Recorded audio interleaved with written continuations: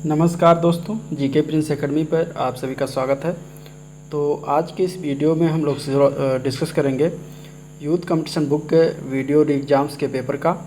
और इसमें हम देखेंगे यूथ कंपटीशन के बुक के जो 15 प्रैक्टिस सेट निकाला हुआ है, इसमें कुछ सॉल्व पेपर हैं और कुछ प्रैक्टिस बुक है। ठीक है, तो इन सभी को हम सॉल्व करेंगे।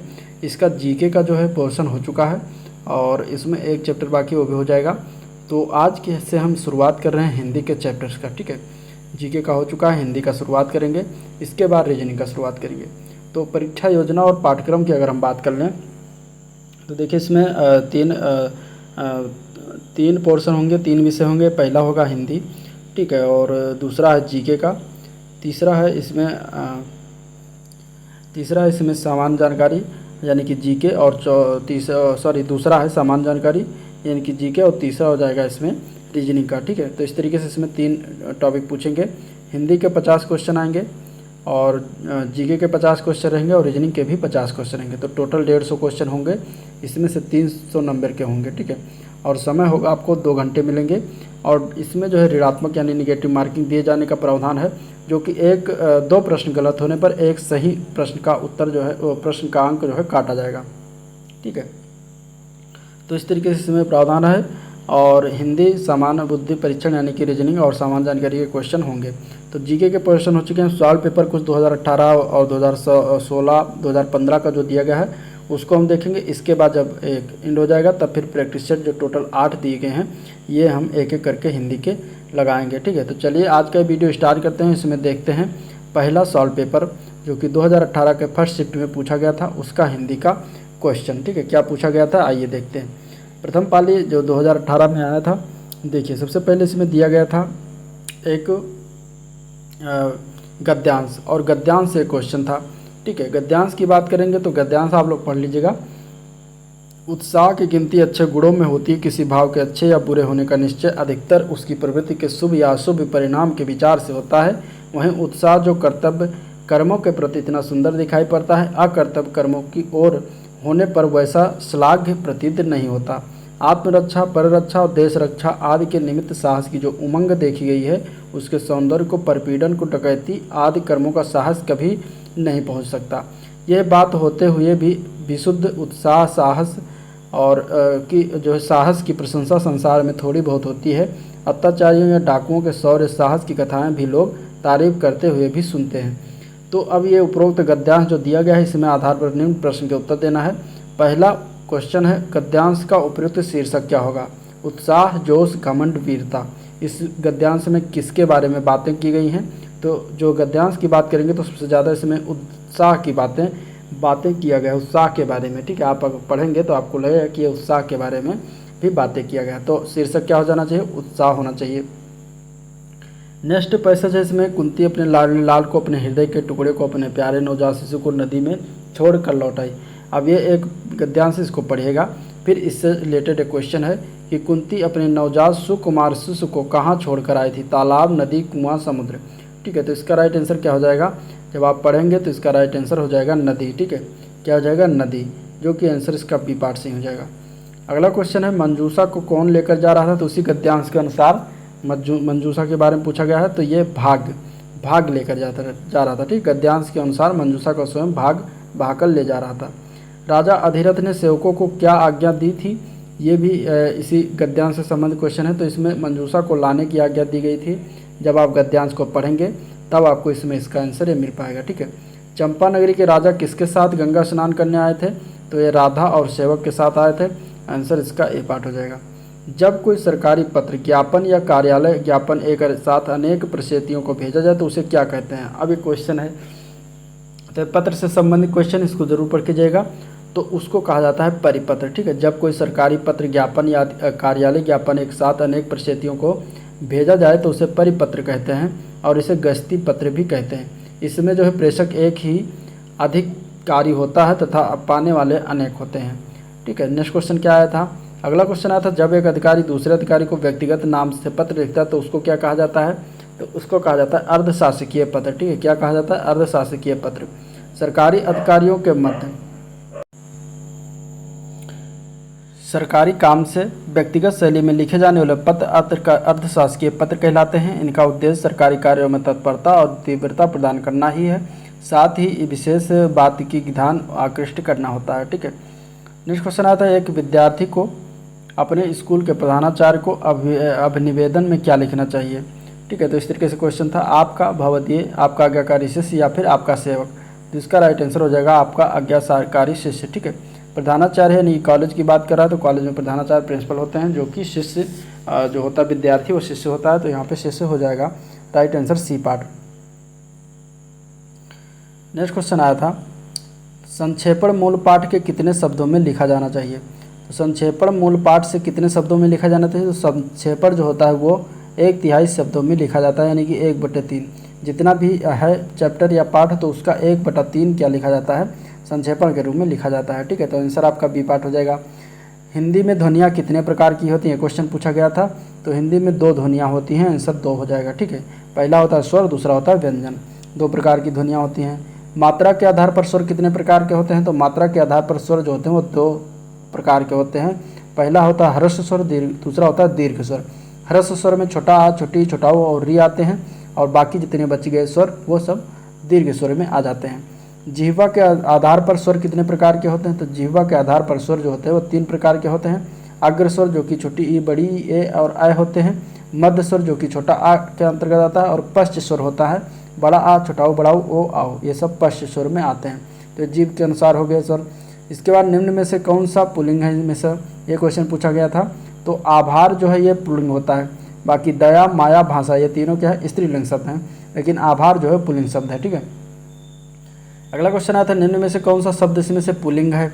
तो आशा, कष्ट, क्षमा, सेना, इनमें से अगर पुल्लिंग की बात करेंगे तो कष्ट जो होता है वो पुल्लिंग शब्द होता है, बाकी और सारे शब्द क्या हैं, इसमें आशा है, सॉरी स्त्रीलिंग है। ठीक है, निम्न में से कौन सा शब्द जो है स्त्रीलिंग है इनमें से। तो स्त्रीलिंग की बात करेंगे तो आय जो होता है वो स्त्रीलिंग होती है, बाकी सारे इसमें जो देखा जाए तो विवाद, सार, ये रूप, ये सब क्या है, पुल्लिंग है। निम्न में से कौन सा शब्द इसमें से स्त्रीलिंग है। गृह, चंदन, पत्ता, सभा। ठीक है, तो इसमें से अगर हम देखेंगे तो सभा क्या हो जाएगा, सभा स्त्रीलिंग हो जाएगा। ठीक है, सभा शब्द क्या है, स्त्रीलिंग है, जबकि गृह, पत्ता और चंदन क्या है, पुल्लिंग शब्द हैं। संधियाँ कितने प्रकार की होती है। तो संधि जो होता है वो 3 प्रकार का होता है, स्वर संध, व्यंजन संध और विसर्ग संध। ठीक है, तो आंसर क्या हो जाएगा, बी पार्ट हो जाएगा। सदानंद का संधि विच्छेद करना है, तो सदानंद का संधि विच्छेद क्या हो जाएगा, सत प्लस आनंद। क्या हो जाएगा, सत प्लस आनंद, जो कि ए पार्ट में दिया गया है वही सही है। ठीक है, सदानंद का सही संधि विच्छेद सत प्लस आनंद होता है, और यह जो है एक व्यंजन संधि है, तो आंसर आपका क्या हो जाएगा, ए पार्ट हो जाएगा। पुस्तकालय में कौन सी संधि है। तो पुस्तकालय की बात करेंगे तो इसमें दीर्घ संधि हो जाएगा, आंसर क्या हो जाएगा, ए पार्ट हो जाएगा। ठीक है, इसका संधि विच्छेद करेंगे तो पुस्तक प्लस आलय हो जाएगा, जिसमें दीर्घ स्वर संधि का ये उदाहरण हो जाता है। ठीक है, नेक्स्ट क्वेश्चन, अभि प्लस उदय का संधि करना है। इसका संधि क्या होगा, अभि प्लस उदय का। तो अभि प्लस उदय का अभ्युदय होगा, आंसर इसका ए पार्ट हो जाएगा। और ये इसका सही संधि क्या हो जाएगा, अभ्युदय। इसमें जो है यड़ स्वर संधि आता है। ठीक है, यड़ स्वर संधि का उदाहरण है। यथासंभव में कौन सा समास है। यथासंभव में समास पूछा गया है, तो यथासंभव में जो है अव्यय भाव समास हो जाएगा, क्योंकि अव्यय भाव समास में ये इसका अगर हम विग्रह करते हैं तो यथासंभव जितना संभव हो, यथासंभव में कितना, जितना संभव हो, यानी कि इसमें अव्यय भाव समास आएगा। इस समास का क्या होता है, प्रथम पद जो होता है प्रधान होता है तथा अव्यय होता है, और यह अव्यय तथा संज्ञा के योग से बनता है, और तथा क्रिया विशेषण के रूप में कार्य करता है, जैसे कि प्रतिदिन, प्रत्येक दिन, अनुरूप, रूप के योग। तो इसमें प्रति, अन और उसमें यथासंभव में यथा, ये सब अगर जहाँ में मिल जाए तो वो क्या हो जाएंगे, आपके अव्यय भाव समास के अंतर्गत आ जाएंगे। ठीक है, परमेश्वर में कौन सा समास है। तो परमेश्वर की समास की बात करेंगे तो कर्मधारय समास होगा, आंसर इसका बी पार्ट हो जाएगा। कर्मधारय समास के परिभाषा की बात करें तो इसमें उत्तर पद प्रधान होता है, तथा पूर्व पद व उत्तर पद में उपमेय, उपमान अथवा विशेषण विशेष का संबंध होता है, जैसे कि प्राण प्रिय, लाल मणि, इसमें समय क्या है, कर्मधारय समास के अंतर्गत आते हैं। अध्यक्ष में कौन सा उपसर्ग है। अध्यक्ष में उपसर्ग की बात करेंगे तो अधि जो शब्द है ये, और इसका उपसर्ग हो जाएगा, राइट आंसर इसका ए पार्ट हो जाएगा, अधि। ठीक है, आदि जो उपसर्ग निर्विसर्ग ऐसे शब्द जो किसी शब्द के पहले या आदि में जुड़कर उनके अर्थ में परिवर्तन ला देते हैं, उन्हें उपसर्ग कहा जाता है। आदि शब्द से बनने वाले अन्य शब्दों की बात करेंगे तो अधिमूल, अधिराज, अधिग्रहण, ये सब आदि शब्द से बनने वाले शब्द हैं, आदि उपसर्ग से। ठीक है, संग्राम में उपसर्ग बताना है तो संग्राम में उपसर्ग हो जाएगा सम, ठीक है, जो कि बी पार्ट में जो दिया गया है ये जो है उपसर्ग हो जाएगा संग्राम में, ठीक है। सम प्लस ग्राम, इसका अगर हम करेंगे तो सम प्लस ग्राम आएगा, और सम जो होता है वो उपसर्ग शब्द से निर्मित होता है। सम उपसर्ग से निर्मित अन्य शब्दों की बात करें तो समकक्ष, समग्र, समक्ष, समबाव, समीकरण आदि होता है। सावधानी में कौन सा प्रत्यय है? अब प्रत्यय की बात कर रहे हैं तो प्रत्यय की बात करेंगे तो सावधानी में जब बड़ी ई प्रत्यय आ जाता है, आंसर इसका ए पार्ट हो जाएगा, ठीक है। सावधानी में बड़ी ई प्रत्यय का प्रयोग हुआ है, और वह शब्दांश जो शब्दों के अंत में जुड़ते हैं उन्हें क्या कहते हैं? प्रत्यय कहते हैं। जिंदगी में कौन सा प्रत्यय है? जिंदगी में प्रत्यय की बात कर रहा है तो गी जो प्रत्यय है ये जिंदगी में गी प्रत्यय है, ठीक है। गी एक उर्दू तद्धित प्रत्यय है जिससे निर्मित अन्य शब्द की बात करेंगे तो खानगी, बंदगी, गंदगी आदि आता है। निम्न में से कौन सा शब्द इसमें से तत्सम है? तत्सम की बात कर रहा है तो इसमें राइट आंसर हो जाएगा ए पार्ट, ठीक है। प्रिय क्या है? तत्सम है। प्रिय का तद्भव पिय होता है, मयूर का तद्भव मोर होता है, चतुर्थ का तद्भव चार होता है। निम्न में से कौन सा शब्द इसमें से एक तत्सम नहीं है? वचन, शलाका, तिक्त, चार, इनमें से कौन सा एक तत्सम नहीं? तो चार जो होता है ये क्या होता है? ये तत्सम नहीं होता। चार का जो तत्सम होता है वो चतुर्थ होता है, ठीक है। तो राइट आंसर आपका इसमें डी पार्ट हो जाएगा, चार। वचन का तद्भव जो होता है वो क्या होता है? वचन का तद्भव वचन होता है, वचन का तद्भव वचन होता है, शलाका का तद्भव सलाई होता है, तिक्त का तद्भव तीता होता है, और चतुर्थ का चार होता है, ठीक है। निम्न में से कौन सा शब्द जो है विदेशज शब्द है? इसमें से विदेशज शब्द पूछा गया है तो रिक्शा जो है विदेशज शब्द है। बाकी सारे के बारे में देखते हैं तो रिक्शा विदेशज शब्द कहाँ से है? तो जापानी शब्द है, ठीक है, रिक्शा। जबकि जूता, तेंदुआ ये देशज शब्द है, और नौ जो है ये तत्सम शब्द है। इसका तद्भव क्या होता है? नया होता है, ठीक है। नेक्स्ट क्वेश्चन है गाय कौन सी संज्ञा है? गाय जो है एक जातिवाचक संज्ञा हो जाएगा, आंसर इसका बी पार्ट हो जाएगा, ठीक है। संज्ञा के इस रूप में व्यक्तियों या वस्तुओं के पूरी जाति का जो बोध होता है वहाँ पे क्या होता है? जातिवाचक संज्ञा। जैसे कि लड़का, भाई, घोड़ा, मोर, किताब, शिक्षक, मंत्री, सब क्या है? जातिवाचक संज्ञा के उदाहरण है, ठीक है। नेक्स्ट क्वेश्चन देखते हैं तो निम्नलिखित में से भाववाचक संज्ञा कौन सा है? तो बीमारी जो है ये भाववाचक संज्ञा है। बीमारी क्या है? भाववाचक संज्ञा। जिस संज्ञा अथवा नाम या शब्द से किसी भाव, दशा, गुणधर्म, ठीक है, या कार्य का बोध होता है उसे भाववाचक संज्ञा कहते हैं। जैसे कि मनुष्यता, चलन, सजावट, सरलता, गरीबी और गर्मी आदि। हिंदी में कुल कितने सर्वनाम हैं? तो हिंदी में सर्वनाम की संख्या टोटल 11 है, राइट आंसर सी पार्ट हो जाएगा, ठीक है। 11 सर्वनाम स्वीकृत हैं, जैसे कि मैं, तू, आप, यह, वो, सो, जो, कोई, कुछ, कौन, क्या, ये जितने हैं ये क्या है? सर्वनाम है, टोटल 11 है। सर्वनाम के कुल कितने भेद होते हैं? तो सर्वनाम के कुल भेद होते हैं total 6, right answer B part हो जाएगा। टोटल 6 भेद जो है उनको जान लेते हैं। तो पुरुषवाचक सर्वनाम है, निश्चयवाचक सर्वनाम है, निजवाचक सर्वनाम, संबंधवाचक सर्वनाम, अनिश्चयवाचक सर्वनाम और प्रश्नवाचक सर्वनाम। ये टोटल क्या हो गए? ये 6 जो है सर्वनाम हैं जो कि सर्वनाम के प्रकार हैं, ठीक है। पर्वतीय कौन सा विशेषण है? पर्वतीय में कौन सा विशेषण है ये बताना। तो पर्वतीय में जो है अगर राइट आंसर देखा जाएगा तो पर्वतीय में गुणवाचक विशेषण है, ठीक है। पर्वतीय शब्द में कौन सा विशेषण? तो गुणवाचक विशेषण आता है। विशेषण के जिस रूप में किसी संज्ञा या सर्वनाम का गुण, दोष, रूप, रंग, आकार, प्रकार, संबंध, दशा आदि का पता चले वहाँ पर गुणवाचक विशेषण होता है। जैसे कि विद्वान, दुष्ट, सुंदर, हरि, मोटा, दुर्बल, पठारी, स्वस्थ, ये सब क्या है? गुणवाचक विशेषण के उदाहरण हैं, ठीक है। निम्न में से कौन सा शब्द जो है विशेषण है इनमें से? तो चमकीला जो है ये विशेषण हो जाएगा, ठीक है। चमकीला क्या है? विशेषण है। आगरा जो कि संज्ञा शब्द है, लिखना जो है क्रिया शब्द है, और कुछ जो है ये अव्यय शब्द है, ठीक है। तो राइट आंसर क्या हो जाएगा? आपका बी पार्ट हो जाएगा। जो शब्द संज्ञा की विशेषता बताते हैं उन्हें क्या कहेंगे? तो उन्हें विशेषण कहा जाता है, आंसर इसका बी पार्ट हो जाएगा, ठीक है। राम सो रहा है, इस वाक्य में कौन सी क्रिया है? तो राम सो रहा है, तो इस वाक्य में जो है अकर्मक क्रिया है, आंसर इसका ए पार्ट हो जाएगा, ठीक है। जिस क्रिया का प्रभाव कर्ता पर ही पड़ता है, जिस क्रिया का प्रभाव कर्ता पर ही पड़ता है वह क्रिया क्या कहलाती है? अकर्मक क्रिया कहलाती है। और इस क्रिया में कर्म का भाव होता है, ठीक है। जैसे कि सोहन हंस रहा है, राम सो रहा है, ठीक है। ये सब क्या है? ये सब अकर्मक क्रिया के उदाहरण हैं। अगला क्वेश्चन है वो एक सप्ताह बाद आए, इस वाक्य में कौन सा शब्द जो है क्रिया विशेषण है? तो क्रिया विशेषण की बात करेंगे तो बाद जो शब्द है ये क्रिया विशेषण हो जाएगा, ठीक है। बाद जो शब्द है वो क्या हो जाएगा? क्रिया विशेषण हो जाएगा। वो एक सप्ताह बाद आया, वाक्य में जो है बाद शब्द जो है क्रिया विशेषण है। जिन शब्दों में क्रिया की विशेषता का ज्ञान होता है उन्हें क्रिया विशेषण कहा जाता है। जैसे कि यह कल अवश्य आएगा, इस वाक्य में आएगा क्रिया है और अवश्य जो लगा हुआ है उसकी विशेषता बता रहा है, इसलिए अवश्य शब्द क्या है, क्रिया विशेषण हो जाएगा।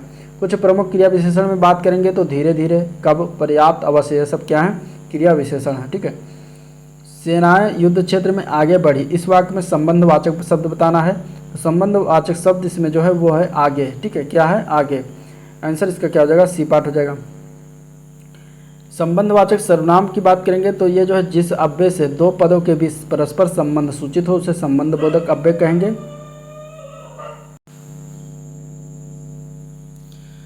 अब इसके उदाहरण की बात करें तो जैसे पहले, बाद, अब तक, द्वारा, अलावा, अपेक्षा, समीप, कारण और आसपास आदि जो होते हैं ये संबंधबोधक अव्यय कहलाते हैं। वो आया और मैं गया, इस वाक्य में समुच्चय बोधक शब्द बताना है, कौन सा होगा, वो आया और मैं गया में। ठीक है, तो देखिए वो आया और मैं गया में वाक्य में समुच्चय बोधक शब्द जो है वो और है। ठीक है, जो अव्यय दो पदों, दो उपवाक्यों या दो वाक्यों परस्पर जोड़ते हैं उन्हें समुच्चय बोधक अव्यय कहते हैं, जैसे कि तथा, और, परंतु, अतः, इसलिए, वरन, ये सब क्या है, ये अव्यय समुच्चय बोधक अव्यय हैं। ठीक है। नेक्स्ट क्वेश्चन है, अब मैं क्या करूं, इस वाक्य में विस्मयादि बोधक शब्द बताना है। तो इसमें जो हाय लिखा हुआ है ये विस्मयाद बोधक शब्द है, आंसर इसका ए पार्ट हो जाएगा। ठीक है। विस्मयाद बोधक अव्यय शब्द की बात करेंगे तो हर्ष, उल्लास, शोक, दुख और घृणा आदि मनोभावों को जो सूचित करते हों उन्हें विस्मयाद बोधक अव्यय कहते हैं, जैसे कि वाह, अच्छा, हाय, छी छी, अरे, हे, ये सब क्या हैं, विस्मयाद बोधक अव्यय कहलाते हैं। कौन सा शब्द अनीक का जो है पर्यायवाची है, तो अनीक का पर्यायवाची जो होता है वो सेना होती है, आंसर इसके क्या जाएगा, बी पार्ट हो जाएगा। सेना के अन्य पर्यायवाची शब्द की बात करें तो सैन्य, फौज, वाहिनी, कटक, लश्कर, अनीकनी आदि जो होता है ये सेना के पर्यायवाची होते हैं। ठीक है। अग्नि के पर्यायवाची बात करेंगे तो आग, पावक, अनल, बही, हुतासन आदि होता है।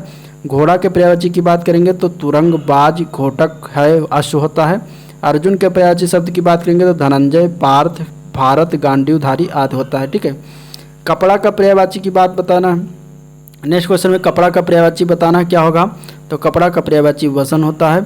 ठीक है। कपड़ा के अन्य पर्यायवाची शब्द वस्त्र, पट, चीर, पहरावा आदि होता है। आकाश का विलोम शब्द बताना, इनमें से क्या हो जाएगा, तो आकाश का विलोम पाताल होता है। ठीक है। आकाश का विलोम पाताल या पृथ्वी दोनों लिखा हो जहाँ पर हो जाएगा। अनर्थ का विलोम अर्थ, अनघ का विलोम अघ होता है। ठीक है।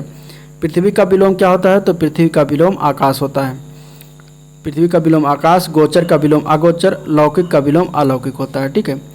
अभय और उभय शब्द युग्म का सही अर्थ क्या होगा, तो अभय और उभय, अभय और उभय शब्द की बात कर रहा है, तो अभय और उभय शब्द का सही अर्थ होता है निर्भय, निर्भय दोनों। ठीक है, होता है। हवा, अग्नि शब्द युग्म का सही अर्थ वाला युग्म जो होता है वो अनिल और अनल होता है, यानी हवा जो होता है वो अनिल मीन्स हवा होता है और अनल मीन्स आग होता है। ठीक है। नेक्स्ट क्वेश्चन है अली और अली शब्द का जो है युग्म सही अर्थ बताना है, कौन सा होगा, तो इसमें अगर हम देखेंगे तो बी पार्ट हो जाएगा, भौरा और सखी। ठीक है। अली मीन्स भौरा होता है और अली मीन्स सखी होता है, तो इस तरीके से आंसर इसका क्या जाएगा, बी पार्ट।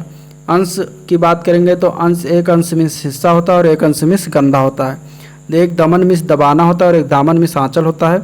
दसन और दर्शन की बात करेंगे तो दसन मीन्स होता है मुहूर्त और दर्शन मीन्स विचार होता है। उपसर्ग वो शब्दांश है जो, उपसर्ग किसे कहते हैं, तो उपसर्ग जो होता है किसी शब्द के आगे जुड़ता है उसको कहा जाता है। ठीक है। अब इसके ऊपर बात हुआ है। नेक्स्ट क्वेश्चन है कौन सा शब्द जो है शुद्ध है इसमें से, तो 46 जो ए पार्ट में लिखा हुआ है ये शुद्ध रूप से लिखा हुआ, बाकी सारे गलत हैं। लास्ट क्वेश्चन है कि निम्नलिखित में से शुद्ध शब्द इसमें से बताना है, तो शुद्ध शब्द क्या है, उज्ज्वलन जो ए पार्ट में दिया गया ये लिखा हुआ है सही रूप से, बाकी सारे गलत हैं। ठीक है। तो ये था आज का ओवरऑल वीडियो जिसको हम लोगों ने डिस्कशन किया। अगर वीडियो पसंद आया तो लाइक करिएगा, चैनल को सब्सक्राइब करिएगा, साथ में अपने दोस्तों में ज़्यादा से ज़्यादा शेयर करिएगा। ठीक है। और जो है बेल आइकन भी प्रेस कर दीजिए जिससे कि नया वीडियो अपलोड हो तो आपको तुरंत उसका नोटिफिकेशन मिल जाए। तो चलिए वीडियो को एंड करते हैं, मिलते हैं नेक्स्ट वीडियो में, तब तक के लिए थैंक यू।